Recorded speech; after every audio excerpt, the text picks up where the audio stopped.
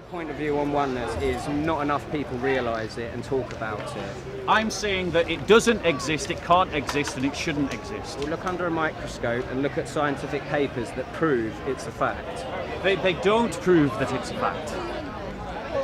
You might want to read some scientific papers on it. So give me some scientific papers to go away and read. Splitting the apple. Oh, no, I don't know. Do Google. I'm telling you about tribes of people. If you're in one as a staunch Christian, right, there's staunch Muslims, there's people who aren't going to suddenly convert to Christianity you're in right. my lifetime. I'm clearly a different tribe. I'm telling you, oneness is amongst all of us. So what is the oneness that unites me and you? Because I can't find it. Well, there you go. Good luck in your world. That's the fact I'm talking, and I'm not like having a fight with you. That to me means we are one, because at least I'm not going to harm you. Do you understand an expression, the weakest link is also the strongest? No, that That's makes what I no mean. sense. It's to you, but at some point you'll see why it makes entire sense. This kind of supermarket spirituality is the problem. Oh yeah, I bought it in Tesco's. Yeah, well, I'm sure you did. You pulled it off of Google.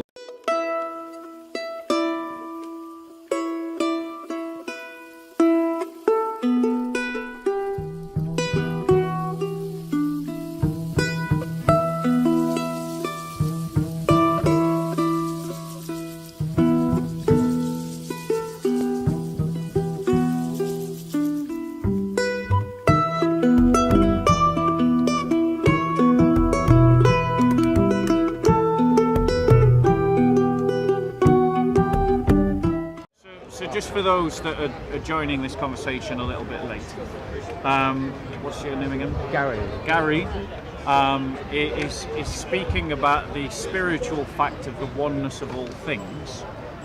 Describes himself as a Christian by default, says that Christ is the optimum, but says that Christ is in him, or that you are the Christ. Is that how? I would certainly not use those as my words. And so I don't want to put words into your mouth. So just re-express again your view of Christ and oneness. So the Christ within every one of us, in my eyes, is our highest truth, our better self. So the Christ energy runs through all of us as a choice every day, man and woman. That's what it is to me. So Christ is, as it were, an archetype of the bestness of ourselves. Yeah. So Christ is not a real person in history, or do you believe that? It can be if you need it to be, but it's actually just a place to anchor your best self. Is a Christ energy. So I don't want to get too bogged down in terms, but we have to make a distinction that we have the Christ of history who lived 2,000 years ago, and then we have this Christ that you're speaking of now, which you're using as a pseudonym for our better self, a higher morality, a higher spiritual journey. Is that a fair? Yeah. Is it fair to make that distinction? Okay. So. You now just express again what you said about the oneness of us all. So that's it. We're one. We are one. There's no distinction. Are me and you distinct right now? In this moment, yes. So there is a distinction. But under the microscope, no. Under the microscope. So you're saying that the microscope, this camera, cannot see the distinction between us. It chooses we give labels to things, names, people. They're words that we give to separate the oneness. Are you denying that we have separate consciousness? To a degree. I mean, if you want to take spirituality as far as you can go, these monks don't sit up in mountains and do nothing. There's a lot we can do with our cycle. Which monks are we talking about? Any monks, they dedicate themselves to something that most Westerners wouldn't be able to discuss. The Western Christian tradition has its own tradition of monks, and they would very much disagree with you about the idea of what you can discuss. In fact, they would invest a great deal of time and energy in discussing the divine, God. And they discuss God as an actual reality, a metaphysical reality outside of the natural world. And they wouldn't say, as you are saying, that me and you are one, because me and you are clearly not one. We are not one conscience, we're not one set of atoms, we're not even in agreement about what we believe. So in what way are we one? Everything is one, experience in itself. Like, this is a big pile of oneness. So you're talking to yourself? On the core level, yeah. So why does yourself disagree with you? Because everyone has free will, right? We got billions of free wills, and there's a lot that we don't agree with from where we come into this world. But we're at a time now where conversations have to be had amongst people who are at least not barbaric in nature, because we can all become barbaric. Like, that's the oneness. We're all of it, potentially. Some of us have got a privileged position and we can connect. England being one country where that's possible. It's like a flagship. So what I'm struggling to reconcile is your statements describing reality and all my sensory experience that tells me you're wrong. Do you agree that your sensory experience is there to inform you? No, I would just say, like, as an ongoing process, learning every day, like having a fixed point of view on how it is, regardless. In my book, it's like, man, you haven't had experience, because every day I change. There's new things that come with about. respect, this wasn't an answer to my question. My question was, does your sensory experience inform you? Your sensory experience it makes of me touch, question, of because you're like, smell, so you of see a ears, separate. of You're saying sight. by the fact that if I recognise you as a separate being, Yes. you're then saying to me that my oneness notion is false. That's Yes. your main point. Which Yes. I'm saying, great, good luck to you in your world, but my world, I'm like, we're really trying to unify it. And like, there's no place for division. So, are you looking for unity between different communities and different Absolutely. races We have to and respect ethnicities that people and are different. religions? It doesn't work all at the same time, but in England we can talk about it. So your politics is guiding your understanding of reality. Just subjective reality, what I see. Yeah, but it's being guided by a political imperative to find some kind of unity between No, I the found different unity. groups. That's why I know the facts. And that is like the message that if everyone started the day from the fact of oneness, we might not make so many bad decisions. But if it's a fact, it surely must be a fact that others can observe. No, it's very tough. There's various practices and techniques, but you have to be strong up here Yeah. to be able to go forward with it. It's not for everyone. Most people are just peaceful and loving, and the fact that we weren't attacking them, they'd agree that they're one, they're my brothers and sisters, they're not harming me. Yeah. It's like that. It's levels of consciousness. Not everyone can take on the big pill. It's a responsibility. I think this kind of Gnostic understanding of knowledge, this idea that, you know, that some people can achieve this level of consciousness and others can't. No, everyone can if they want to and they're open But they to haven't. It. No, because it's frightening. And I think a lot of what you're saying about other people is very patronising. In what sense? Well, you're assuming that you have achieved a level of consciousness that others have not yet achieved, but if they just try harder, they can achieve it. When in reality, I am as much a spiritual person as you are, and I am as much trying to find the truth as you do, and yet everything that I know and understand contradicts what you're saying. Yeah, but one of the things they say is knowing you know nothing. You know nothing. Who are they, sorry? That's a saying, it's not my own. Who knowing who's you know saying? nothing, it's a saying. Knowing you know nothing Yeah. is a very humbling experience. Forgive me, but this sounds more like the spirituality of the supermarket. You go down and you pull a nice rhetorical catchphrase here, and you walk a bit further down the aisle and you pull out another rhetorical phrase there, and you dress them up and then present them to people as a spirituality. When in reality, spirituality, if it is to have any meaning, must correspond to reality. If it doesn't correspond to reality, it's a fantasy.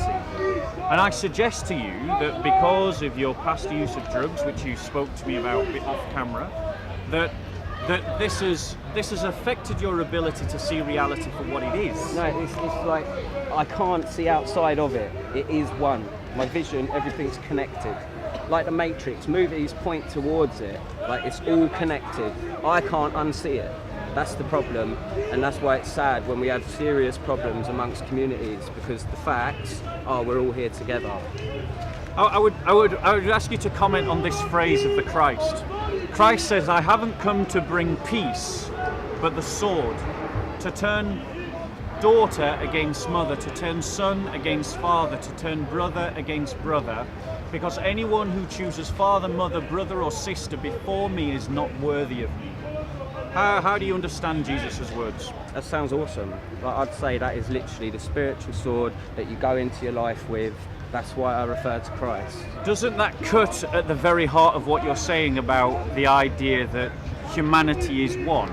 Because Christ is saying that he himself is of such importance that he will not only be the cause of division, but that those who choose not to be divided against those who do not choose Christ are not worthy of Christ. So what are you saying? So what I'm saying to you is that Christ says that he is the touchstone of truth, of reality. He's the touchstone of spirituality, the touchstone of right and wrong, and that those that contradict him or disagree with him or are opposed to him are in opposition to him and his community. And he sees that division, that conflict, as a good thing. Cool. But that contradicts what you're saying. No, I'm saying if you're doing Christ and other people want to join in, that's part of moving forward. People who are in with that, great. Enjoy. Then I invite you to follow the logic of your argument and to abandon your own philosophy and to embrace the philosophy of Christ. Because Christ's philosophy contradicts your philosophy. Well, each to their own, I beg to differ. So, give me evidence. Well, you're saying I can't be right unless I follow a certain way. Yes. And I'm saying I haven't got time for it. Like, life is short. Yeah. And what I'm suggesting to you is that when you claim Christ, if we speak of Christ as a great spiritual teacher, which indeed he was, if Christ's words contradict your own opinions, you have a choice to make. No, I just listened and I told you it doesn't contradict. It did in your opinion. So explain to me how it doesn't contradict you. Well, if you were to say what you said again, I would say I can apply that in my life experience. Okay, so tell me how you would apply this teaching. That If Christ said, anyone wanted to argue with me, I'd just say my reference to Christ is that's your better self. but that's not what Christ said. Christ, when he says, I am the way, the truth, and the life, is speaking of himself as a historical person in a historical time and context. He's not speaking of himself as some mystical inner spirituality. He's speaking as a real historical person, and he says, I am the way, the truth, and the life. No one goes to the Father but through me. Christ says that he who chooses mother, father, brother, or sister before me, himself, is not worthy of him. So Christ is setting himself up in this position of uniqueness as the way of spirituality, as the touchstone of truth. That means that it's not about my opinion, it's not about your opinion, and God bless you all, it's about none of your opinions either. It's about what Christ has said of himself and how we conform or reject what he's saying. Who is Christ? Who is Christ? Take questions in a moment. I just want to give this brother a chance to respond. Well, there's no need. Like, I don't see where you're coming from. Like, feel free. What I'm saying to you is that Christ contradicts you, and that no one who contradicts Christ can claim to follow Christ. No, it's your version of what Christ is. My version of what Christ is to me is that's all How that come there you have a is. version of Christ from the one that He's everybody describing a has? historical figure, which I haven't got time to read about. I'm just talking. My Christ energy is in my Doesn't life. that contradict the fact that you don't choose a God for yourself? Brother, the point I'm saying to you is that Jesus was a real person in history. In your opinion. No, That's what I'm no, saying. not just in my opinion, it's the opinion of every academic scholar and the vast majority of the people in the world accept that Christ was a real person.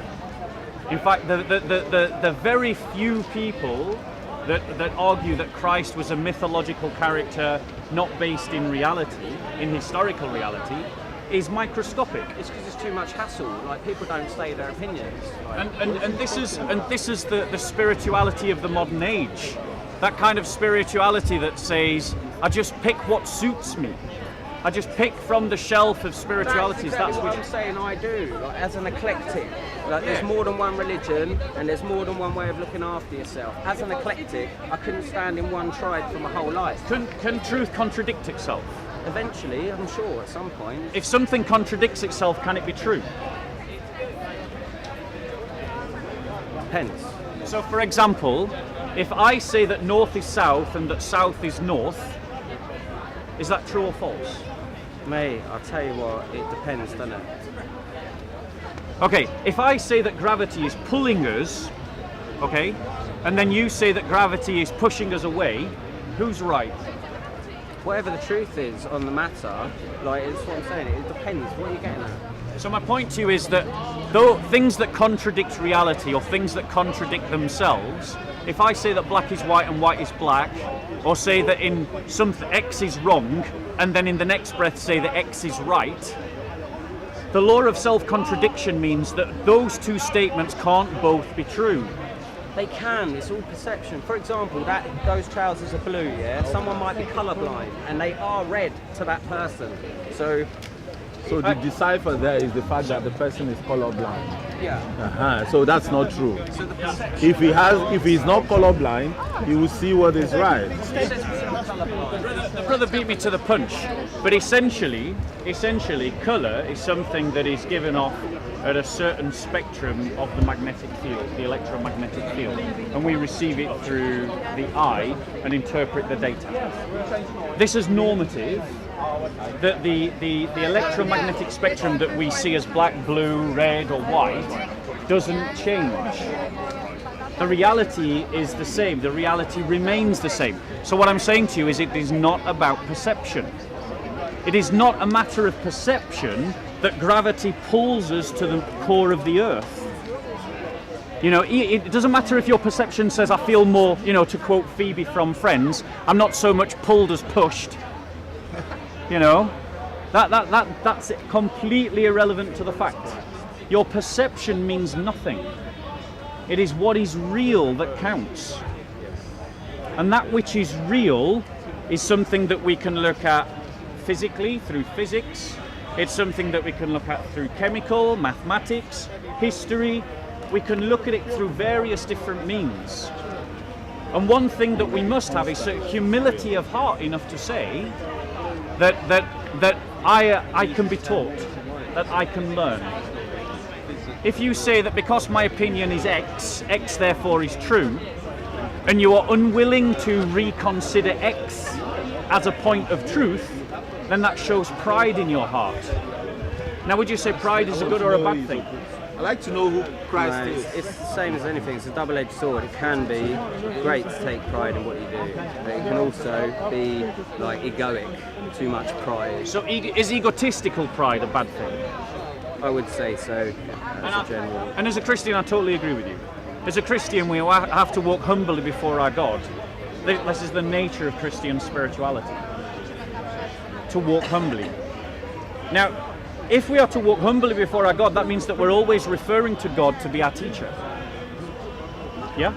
So what's in front of you will teach you if you're open to listen. But from what I'm hearing, you're not saying what is in front of me teaches me. You're saying that what is within me teaches me. Everything you've said suggests that. Well, it's similar. You've confused me with how you put it, but it's one and the same. But what is outside of you is not inside of you. That's a self-contradictory statement.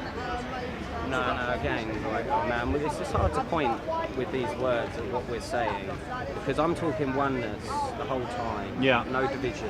You're Yeah. telling me that I'm wrong and there's a position to come to, Yes. which will then be right. And generation after generation, too many people have said that. And what I'm saying is there's other people and other sects that say the same, but from their own point of view. Yes. And then, as an eclectic, to try and like galvanise what it is that makes us one, like it is not standing on a standpoint and saying this is the only way. Why is oneness important? Where it's I the say key. conflict is a good thing. I say conflict and division is a good thing. You're a warmonger. That's what I say. He's a warmonger. That peace at any price, that harmony at any price is a bad thing. So, tell me why I'm wrong. No, if that's the world you want to live in, I'm just saying that there's a better way of doing it, in my opinion, and that is people joining together and doing something better than trying to be right. So, trying to be right, trying to be truthful, trying to be... Starting from the basis of oneness, that's what I'm saying. So tell me, why is this oneness important? Why is my statement that conflict is a good thing bad? Well, it might be part and parcel and just like unavoidable. I'm not saying it's not. But in the process, I would much prefer what I see as like people trying to come together. So this preference, where is that coming from? Just because, like, if it doesn't come together in front of me, I'll be living a not so nice experience. Okay, so and forgive me for being harsh, but I think this is an utterly selfish spirituality. It is an utterly egotistical spirituality to say that you are the arbiter of truth and that your own imperatives and based upon your own comforts are the thing that decide for you what is true. For me, something is true even if it makes our life more difficult. Something is true even if it involves sacrifice. So the only thing that's true for you is your Bible. Like, if anything else comes in, you're closed off to it. No, that's actually a mischaracterization of my position, but I don't blame you. That's a common mischaracterization. So the point that I'm making to you is that you would, I think, say that selfishness is a bad thing. It certainly can be, but like anything, there's two sides to it. I'm sure there's a way of being selfish which will help the greater good in a certain situation. So then you'd be like, how was that selfish? Okay. Well, I would suggest to you that selfishness is a bad thing. And a spirituality built upon my own comfort, because that's the logic of what you said. You said that if I don't have this imperative of oneness, the world in which I live would be a worse world that would make me uncomfortable because there would be conflict. I'm just totally, my point of view on oneness is not enough people realise it and talk about it. I'm saying that it doesn't exist, it can't exist, and it shouldn't exist. Well, look under a microscope and look at scientific papers that prove it's a fact. They don't prove that it's a fact. You might want to read some scientific papers on it. So give me some scientific papers to go away and read. Splitting the apple. Oh, no, I don't know. Do Google. Like, I'm not here with my facts. I'm just telling you how I see it. Yeah, And exactly. It And just what so happens that science backs me up. And what I'm suggesting to you is science contradicts you. How? Because, well, it is an observable reality that we are not one. And that it is an observable reality that I am not one with the I've got to tree. stop you on that, 'cause it's an observable reality that when they split the atom, they see space between the atom.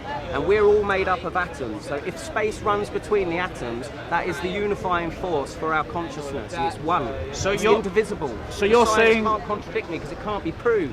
But what they do prove is that the atom has space between it. So you're saying space is the unifying force? Well, no, because again, it's the word that we're using to point at what I'm saying is deeper. Because if it runs through us all, I go as far as to say it's the oneness of God. And in the kindest way that I can, I'm saying you're talking nonsense. Because you're coming from the standpoint of you are right. What I'm telling you is there's a bigger picture of people Are you just not like right? you. Are you wrong? I can be open to being wrong. It doesn't sound like you are. Well, because oneness is the only thing that I know is a fact. That the one fact that you're presenting to me is contradicted by all observable data. It is contradicted by all sociological data. They won't it is read it. contradicted. They don't like it. People like Who? Rupert The Sheldrake. whole world? Rupert Sheldrake done a talk at TED Talks. He talks in it. He's not a stupid man. They don't want to hear it. So you People heard a aren't TED used to it. talk, Not and a you're TED building talk. your No, philosophy no, on it. I'm telling you about tribes of people. If you're in one as a staunch Christian, right? There's Yeah. staunch Muslims. There's staunch. Yeah. There's people who aren't going to suddenly convert to Christianity. Yeah, you're in right. my lifetime. I'm clearly a different tribe. Yeah. I'm telling you, oneness is amongst all of us. So what is the oneness that unites me and you? Because I can't find it. Well, there you go. Good luck in your world. That's the fact I'm talking, and I'm not like having a fight with you. That to me means we are one, because at least I'm not going to harm you. Proposition A is not leading to your conclusion. You don't like what you're hearing. You think you're going to convert me to being a No. one-sect I am Christian. honestly not, because I accept that you're a full cup. I really do. What's I- a Vulcan? I accept that you're a full cup. Yeah, What I'm what is a suggesting to Vulcan? you, what I'm suggesting to you, Excuse me, is what that is- if you just bear what with is us, it? sir, Yeah, me but and him what are is having a a Vulcan? conversation. If you just bear with us, sir, me and him But are what having is a it? Because I conversation. don't understand. If you just bear with us, sir, So what's me a and him Vulcan? are having a conversation. A full cup. Vulcan, what is it? A cup of water that is full. Okay, so, A full cup. yes, a full cup. So, Have a drink. So my point to you is, this is the philosophy sometimes that you encounter at Speaker's Corner. So my point to you is, bro, is that your spirituality is the very definition of egotistical. Because you're saying to yourself that because you want to live in a world without conflict, where there is harmony, I'm just saying that the conflict seems to be inevitable. And It is I would inevitable. much prefer harmony in the So, meantime. exactly. So you're saying you prefer harmony, and that is deciding for you how you see reality, rather than allowing reality to speak for itself. I think if something is to be true, it has to correspond to reality. And if it doesn't correspond to reality, it's not true. If you say that the sun does not emit light, you're contradicting reality, and therefore your statement is not true. It is. You It is. prefer war, he prefers harmony. I'm saying No, that no, no, no. conflict Don't fool me. is not a bad thing. I am saying that people who make peace an imperative and then allow that imperative to decide their philosophical and theological understanding of the world and of metaphysics are being guided more by a political ideology than they are by an observation of reality. And if you are allowing your ideology to distort the way you see reality, then your narrative is false. And I believe that your spirituality, that is based upon the fact that you just want to live in a nice, comfy world, That's how you're seeing is harming you. It's not like that. No. The reality of the fact that it's not comfy for enough people means changes have to come. So this is what you're saying. You're saying you want the world to be a nicer place. You want everyone just to get along. What's wrong with that? There's nothing wrong with that. But when you allow that imperative to become the basis of understanding the universe, then you're distorting reality, and that's why it's wrong. I like the idea of people living in peace. Blessed are the peacemakers, for they shall be called the sons of God. These are Christ's own words. So making peace is a Christian imperative. But making peace for me doesn't distort how I see the reality around me. And it doesn't mean that I'm willing to call black white and white black and say that everything is the same just because I want some kind of narrative by which I can find cosmic harmony, because that cosmic harmony is not there. You have to make peace. It's a proactive concern. You can't talk it into existence. You can't believe it into existence. And to make it exist, you have to find those things upon which man can unify. Oneness of God. The oneness of God. So are you saying that God exists? Yeah. Is God you? Part of. Is God part of the universe? It is the universe. God is the universe. And So, everything in between. so philosophically speaking, this is what we would call pantheism.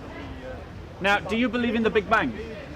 If you want to, it depends. No, I'm asking you if you believe in the Big Bang. Well, it depends how you look at it. The Big Bang never stopped, that's why it's big. That's a true statement. The Big Bang has never stopped. It is ongoing and has been ongoing since the beginning. It says in Isaiah that I am the Lord thy creator. I have created all things. By my power alone I have stretched out the heavens. Which is the most poetic description of the Big Bang ever. And it was a Roman Catholic priest who discovered the evidence for the Big Bang. And the universe has been expanding since a common singularity in which all matter and energy, time and space were contained in a singular point from which it is now expanding. That's interpretation. It is, It's not a fact. it is a fact. Big Bang. Right, one second. I just want to draw out the point that I'm making. If the universe had a beginning, which is what we conclude from the fact that it did expand, that it came from a point, that it came from, there was a point when it was not, then that means God had a beginning. Now, how can God create That's himself? the opinion, isn't it? If you're coming from a point of where the Big Bang started and everything come from it, that's because you believe in the Big Bang. So do you believe the universe has just gone on to exist continuously? It just is what it is. Well, what is it? God. So the universe is God. Everything. The universe had a beginning. In your book, I'm telling you that it don't really matter. Beginning and end are the same for me in oneness. I'm just saying it was there in the same paradox that it wasn't. And this is the problem with 21st century modern spirituality.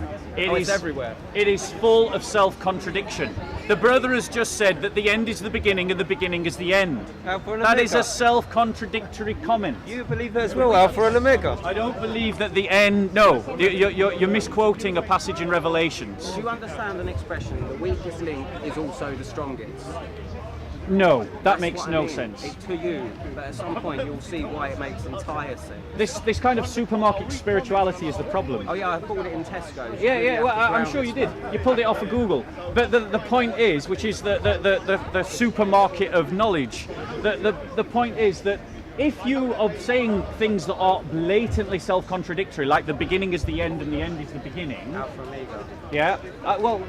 This phrase that this brother quotes is from Revelations. If you're going to make that argument, you need to know the verses you're quoting. Go for it. I'm not quoting any verses. I'm just saying how it is. The point. All right. So, in the book of Revelations, in chapter 22, Christ says of himself that I am the Alpha and the Omega, the first and the last, the beginning and the end. It makes sense when Christ What says he's it, and not me. let me finish. What he is referring to is that he is the creator of all things, that all things have their beginning in him. But if he is the Alpha and the Omega, the first and the last, well, what can come before the first? The first. What can come before the first? Nothing.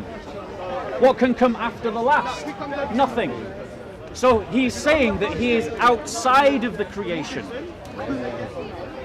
That he is something separate from time and space. That is what I was pointing out to you with science. When they split the atom, they can't observe that space, and that is what is outside of us, which I'm pointing towards saying it's God. And you've just told me that Jesus said that as well. Space is a mathematical measurement between 2 points.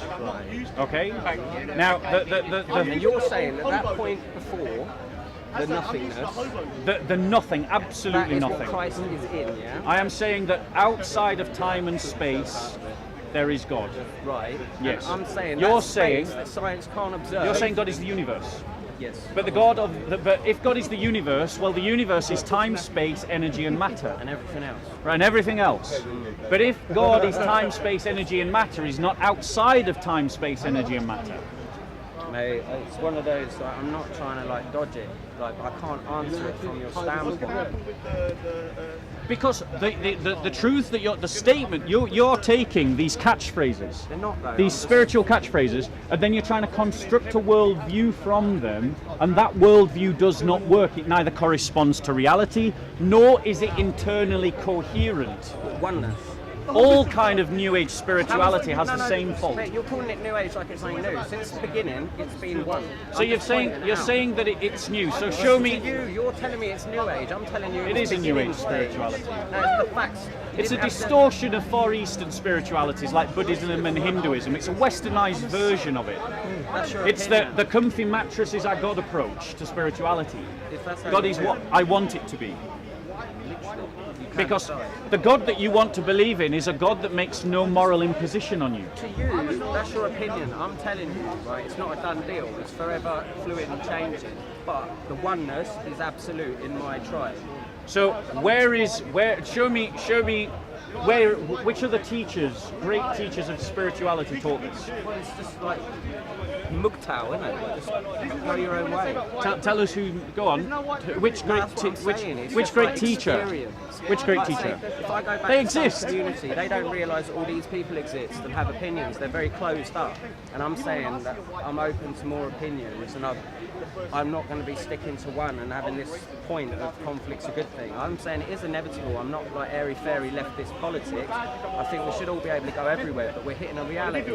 And the reality is trouble, and we must like unite under the fact that we do want a peaceful time Thank you. together. And I get what you're saying, but what you're doing is you're allowing your political desires to guide your understanding of reality.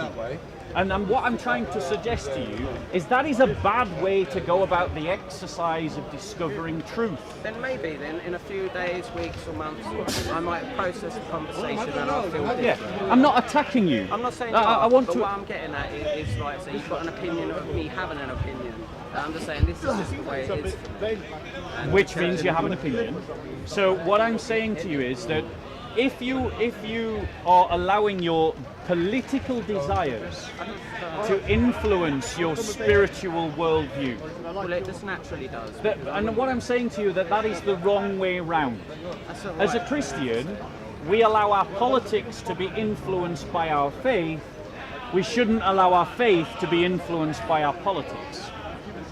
This is the Christian way of spirituality, is that you start with the truth that is given through the prophets and the apostles, and then you reason forward from there. What you're doing is you're saying that because I want a world where there is less conflict between tribes, I will allow that to inform the philosophical reality by which I interpret the world. It's quite hard to carry on. And what I'm saying is, it doesn't work like that. All right. It doesn't work like that. Because all that is doing is showing the sort of cultural indoctrination that we're imposed to, that we are imposed upon by the society around us. The society around us has indoctrinated us into a certain politics. And that certain politics doesn't actually bear to truth, because truth is a reality. It is, in my opinion, but it is my opinion based upon an authority which is Christ, because Christ says that I am the way, the truth and the life, and that no one goes to the Father but through me.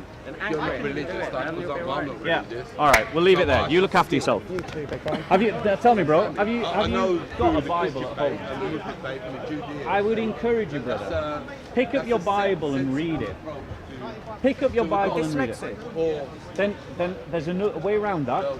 You can get the Bible on audio version via the internet, and it can be read to you. Yeah.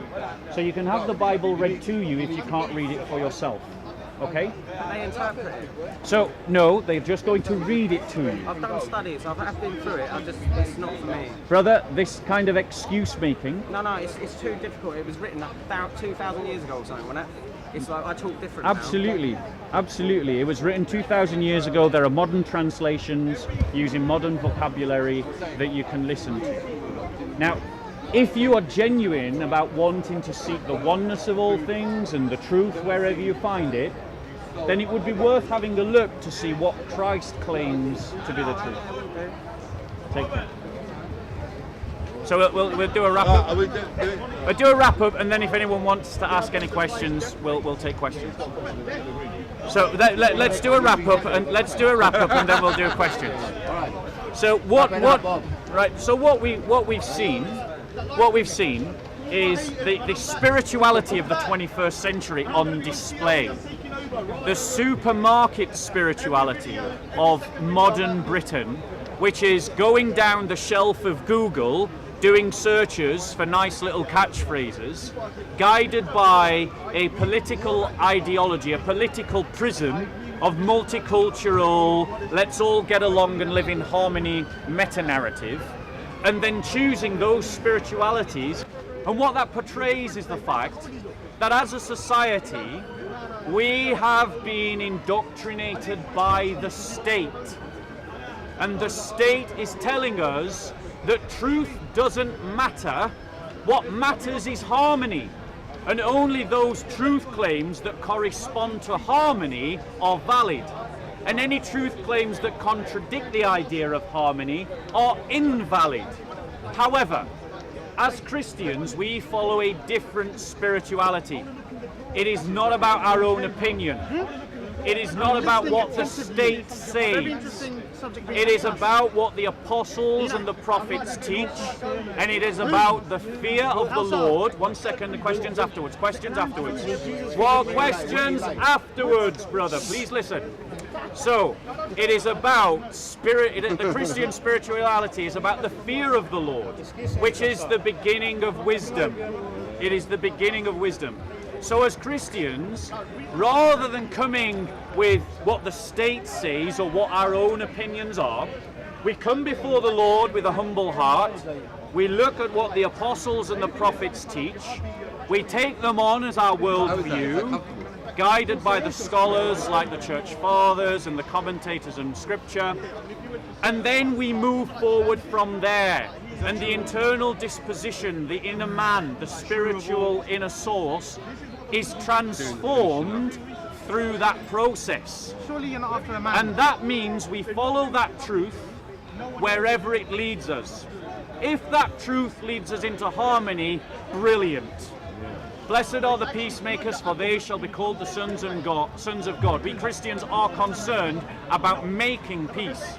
But if following the truth, which is the touchstone of which is Jesus, leads us into conflict, then for the sake of truth, that conflict is a good thing.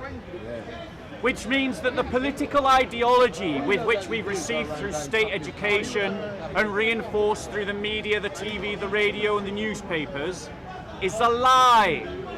And as Christians, we reject it. Because as Christians, what is our concern is to follow the Christ as his disciples wherever that leads us. So I leave it to you who are watching. Do you want the egotistical 21st century spirituality of the supermarket via Google dictated to you by the political narrative of the state?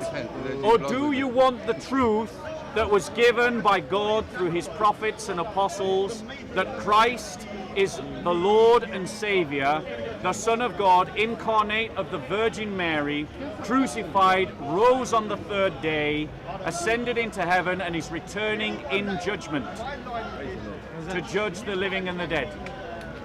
So, any questions?